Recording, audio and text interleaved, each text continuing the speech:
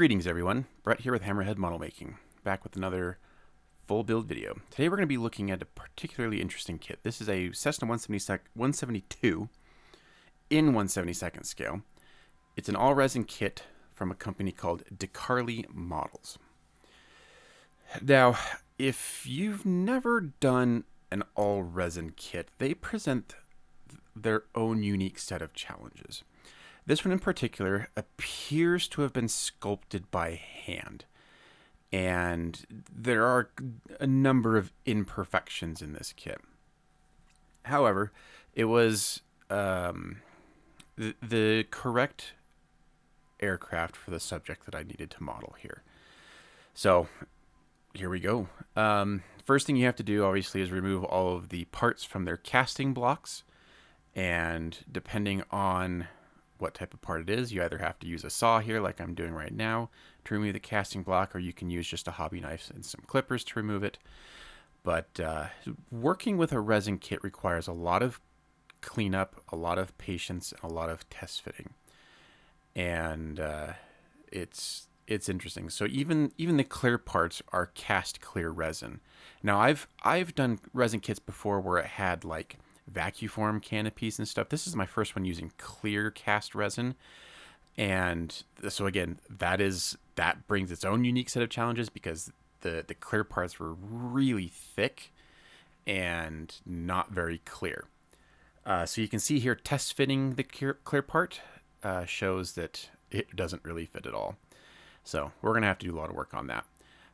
We've got some interior parts here. So the interior was basically just a really rudimentary instrument panel, pilot seat, co-pilot seat, and a back seat, and that was it. Oh, and some side panels for the doors. So here I'm attaching the nose to the fuselage. So I should note that pretty much the only glue I'm using on this build is CA glue, super glue. It's the best way to attach resin. And I'm also using the CA glue, like, for example, in this moment right here, as a gap filler. And there's going to be a lot of gaps on this kit. So I'm being pretty liberal here because you can see that there are some like basic panel lines on the kit, but they're very inconsistent on depth and placement. So I'm not really worried about sanding away any details because I'll just end up restoring it later on. So here is the instrument panel out of the kit. And if you've ever flown in a Cessna 172, you'll know that this really doesn't look anything like a 172 instrument panel. And I spent a good 50 hours in a 172 during my initial flight training, so I'm pretty familiar with how it looks. And this instrument panel is going to be roughly dated to the 1970s, 1980s, and which is pretty much the exact year of the plane that I learned to fly on. So it's it's going to be well known to me. So what I did was remove the original detail on there, and now I'm just using some sheet plastic to to basically create a new instrument panel face that I can then create, add details to. And that center console part, I eventually get rid of it because it really has no place on the actual instrument panel. So, and I'm not quite sure why I left it on this far into modifying the instrument panel, but nevertheless, I do eventually remove it here. So here I'm just trimming the plastic down so that it fits the contours of the instrument panel. First with my knife, and then now I'm refining it with a file. So the knife just kind of gets rid of the bulk of the plastic, and the file will then do the remaining cleanup work. Here I'm using a number of small drill bits to drill out new instrument faces and to make it a little bit more accurate. It's not going to be 100% accurate just because the overall shape of the instrument panel is not totally correct, and getting everything placed correctly was a little difficult, especially at the scale. And so I'm getting it as close as I can. And certain details like where the radios are and those types of things, I end up just using my hobby knife to kind of scribe in those details, and because that was just really the best way that I could figure how to do it. So here I'm just drilling some holes to accept the control yoke, and now I'm just doing some smaller holes on the radio stack. So you can see there that I have scribed some lines for the radios. So now I'm just kind of doing some little holes for buttons and whatnot. Here we're just using some steel wire as the attachment points for the control yokes. So what I eventually do here is I will trim them all down. I like using longer pieces of wire first, and then I can trim them down to what looks like it would be appropriate. The two center wires are going to be your throttle and mixture controls, and pretty simple. I mean, it's interesting because if you would have asked me, 10 years ago, like, hey, can you scratch build an instrument panel for 1/72nd scale Cessna 172, I'd have been like, no, there's no way. But now that I've been practicing my scratch building skills, things like this just don't seem as daunting anymore. And it's just really just a matter of taking your time, and it's a very additive process. You just slowly add the parts and the details that you want to build up the shapes that you want. So I'm using really basic shapes here. I've got little rectangles for the center part of the yoke, bent wire for the handheld parts, and I just added dabs of super glue to the ends of the throttle and mixture to represent those, and I mean that's really it. It's just really simple. So there we go, quick shot of the completed instrument panel. Now I'm going to add some seat belts to the seats, just using some masking tape. I wasn't worried about getting. I mean, you can see I put a lot of effort into the instrument panel, but I'm not going to put as much effort into the seat just because I find the seats less interesting, and where you're not going to be able to see all that much inside, I really wanted to focus my time and effort on the instrument panel just because I think that's a more important detail, even though really a lot of it won't be seen. So there's our, oh yeah, and why not some rudder pedals for the cockpit here. So these I'm just attaching to the bottom floor, and again, these will never be seen once everything is all closed up, but it's kind of fun to know that they're there. So here's the sidewall detail that goes in. There's really no instructions for this kit. You kind of just have to assume where all the parts go and hope you get it right. I mean, for the most part, they're all pretty obvious, but so here you can see how poorly designed the clear part is. This required a lot of filing, sanding, test fitting, more filing, more sanding, more test fitting, until I was able to get it pretty close, I would say about 95% the way to fitting. Another interesting issue with the clear part is that it was about 2 millimeters too wide for the overall kit, and I ended up having to thin down the sides. So this is me thinning down the sides, and I first attacked it with a really aggressive sandpaper to really remove a lot of the a lot of thickness, and then graduated to finer and finer grits of sandpaper to help polish that out. And then eventually I do hit it with some polishing compound and get it mostly clear. But it took a lot of efforts to get that to become even remotely close to fitting on the fuselage. So with kind of the bulk of that work done, we can start painting the inside.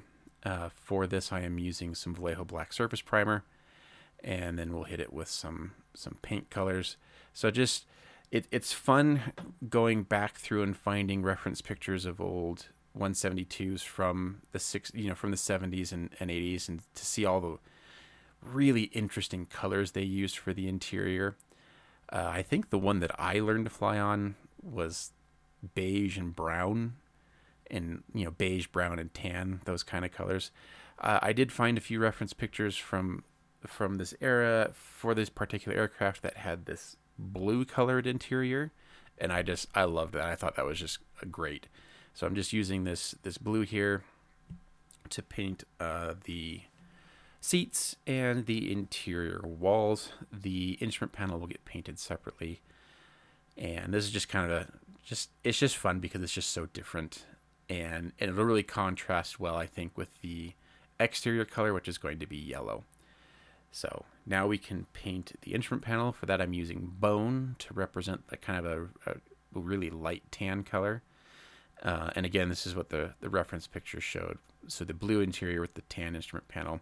And again, this just painting this just really brought me back to my early flight training, just because it's just so 1970s, 1980s, and I love it. Painting up the seat belts. So just using a little bit of this tan color here, just brush painting that on.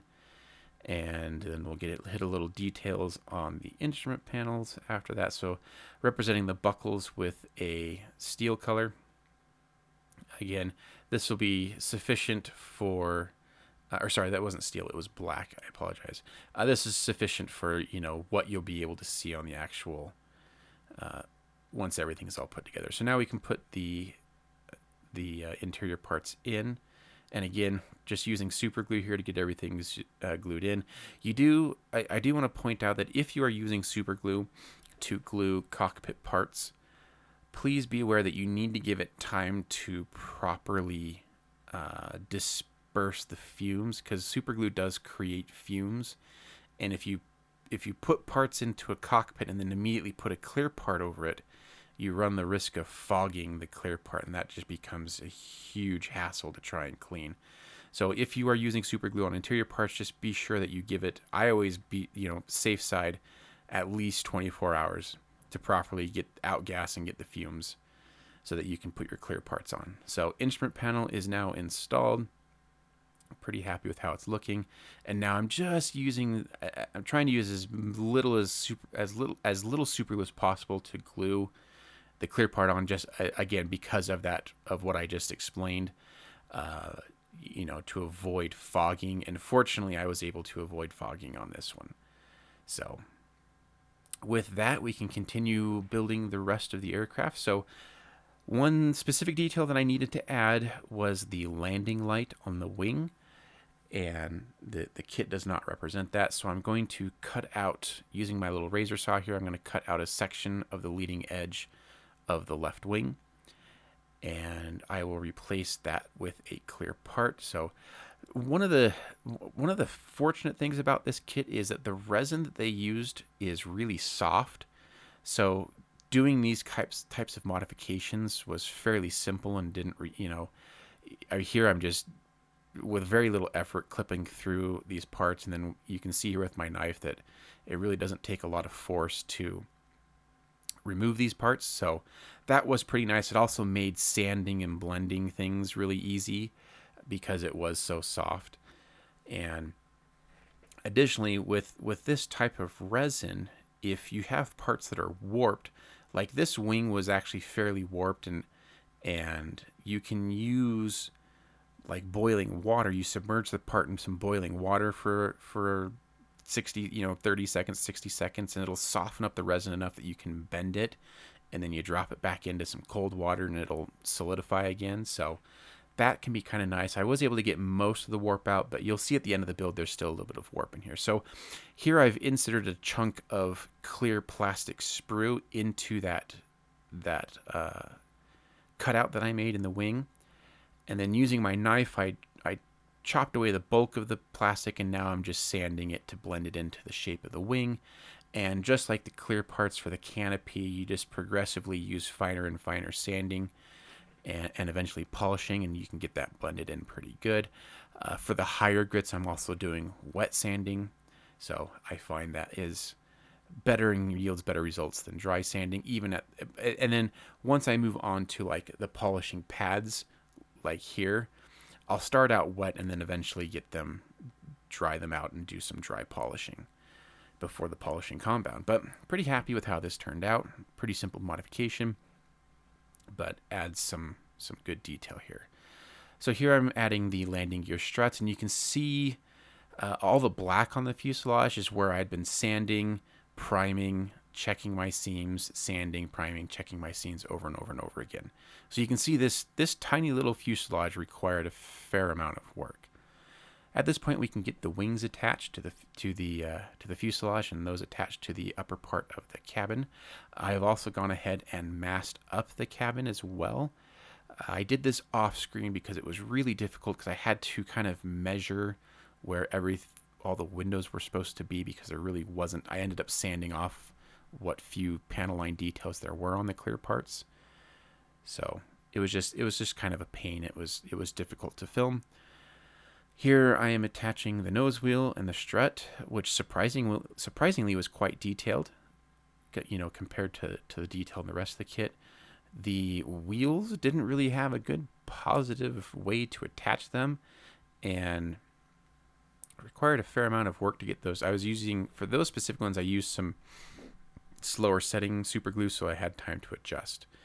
Now, the kit does provide you with 2 different styles of props and spinners. However, neither were correct for the aircraft that I was making, so I had to carefully remove the propeller blades because I wanted to save those and build a new hub. Because the aircraft that I am modeling, they didn't actually put the spinner hub on the propeller, and so it was just basically the bare propeller. So here I am drilling out this small piece of plastic and then drilling out the ends of the propeller blades to accept some really thin wire so that I can pin it all together to create a nice strong bond.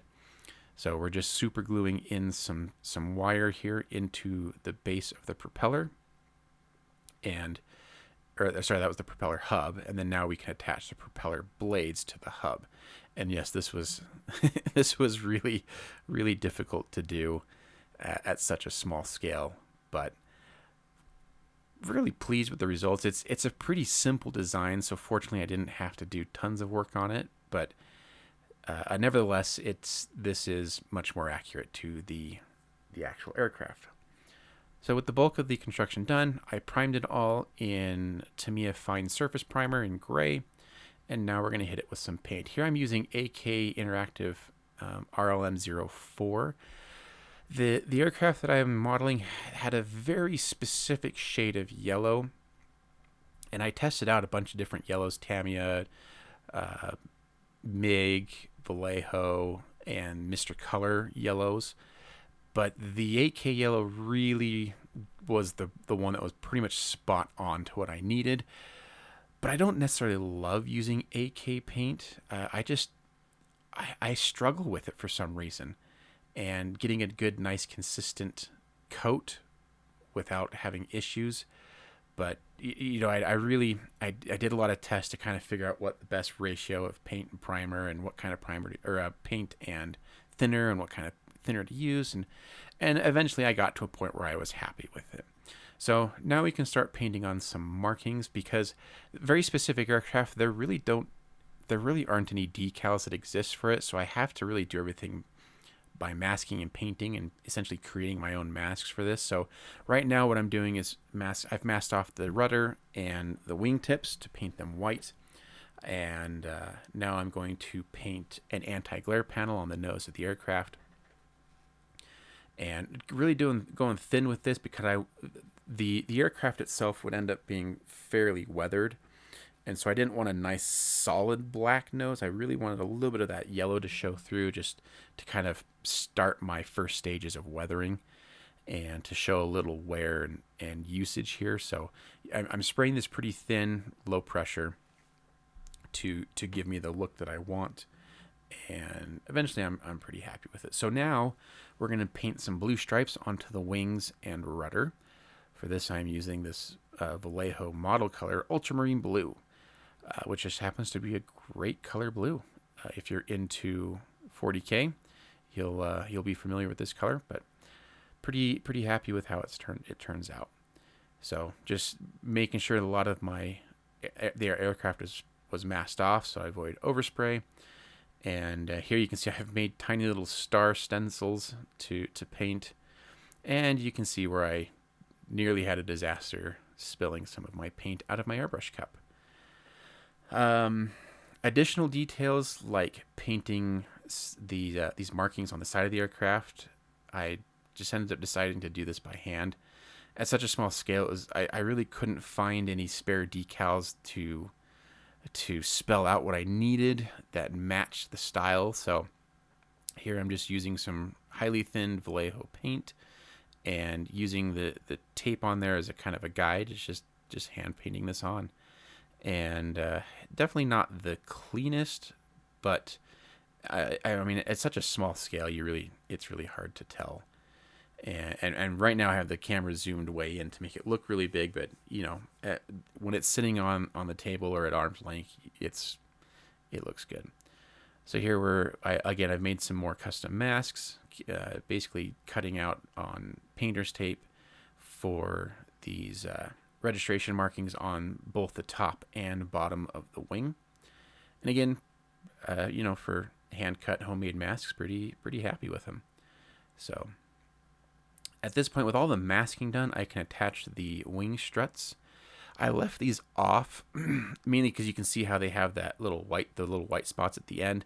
Plus, I had to mask up the bottom of that wing there, and I knew they would just get in the way, so it was just easier to do that now.